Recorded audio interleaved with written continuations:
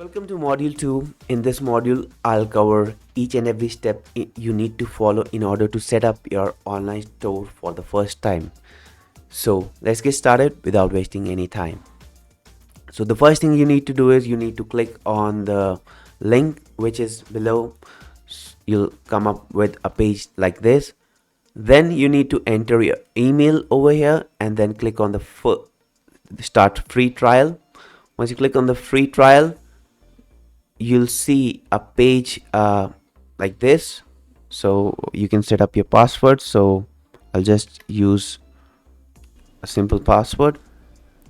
After this is done, we are taken to the next step where we would be asked for some steps in which we can just select the appropriate option as per our requirement. I'll select the online store and then click next, and then we'll also select what best describes you. Maybe it's up to you.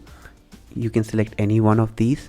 So I'll use I'm not selling yet, and then click next. And then what do you plan to sell? We can select any services which we want to sell. Depending upon our services, we can just select any services. I'll decide it later.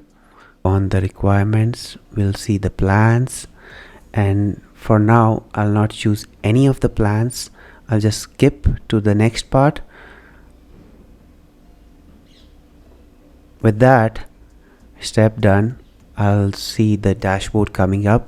The dashboard is the Shopify dashboard, the backend. We have all the information available on the left hand side.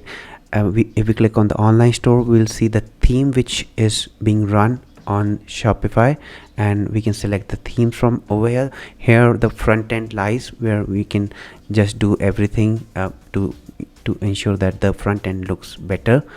So this is the front end part. The pages contains all the page data, and there is a lot more to come in upcoming modules. So I'll cover everything in upcoming modules. So till then, thank you so much guys, and I'll see you in next module.